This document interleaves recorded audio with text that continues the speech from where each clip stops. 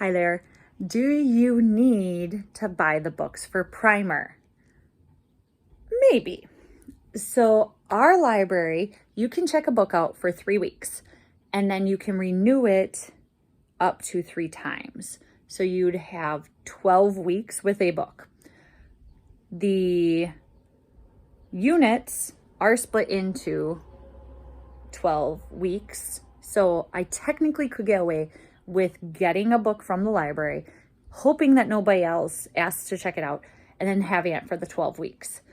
But Everyday Graces you use throughout the entire curriculum. The Read Aloud Book of Bible Stories you use throughout the entire curriculum. So if you're going to choose to do certain ones like the Storybook Fables, the Nursery Rhymes, Theology, if you're choosing to go exactly with her on that curriculum, I highly recommend getting those books because you're going to use them the entire time.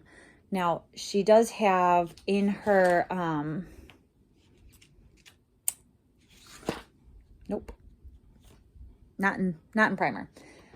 So you have your Wonder Tales and stuff, and so you're going to use these books. Some of these are the nature books too. But you'll use your books that are like your staple books, and I do recommend buying those because I feel like, number one, they're great books, so there's no harm in having them. But number two, they also are used over and over and over and over again, and so you're just going to be rechecking them out all the time.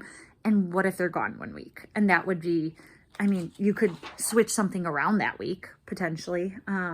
If the Fables was being used 1 week, you could maybe go to the, what's the other one? Fairy Tales or something like that. But you're just risking not having the book that you quote unquote need for that week. So for primer, I highly recommend getting the books that she has as your books needed.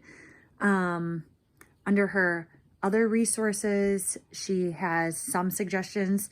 The poetry book, you probably wouldn't need to buy that because the poem is laid out in the teacher guide, and the same with the nursery rhymes. But if you rather sit down and look in a book with your child instead of in your printed teacher guide, you may choose to get those books as well. Those ones, you could go either way, right? You could buy them, you could not buy them because they're right there. So, so she makes that part easy. And then they're also on, some of those are on the memory statement cards. So hopefully that's helpful. That's primer.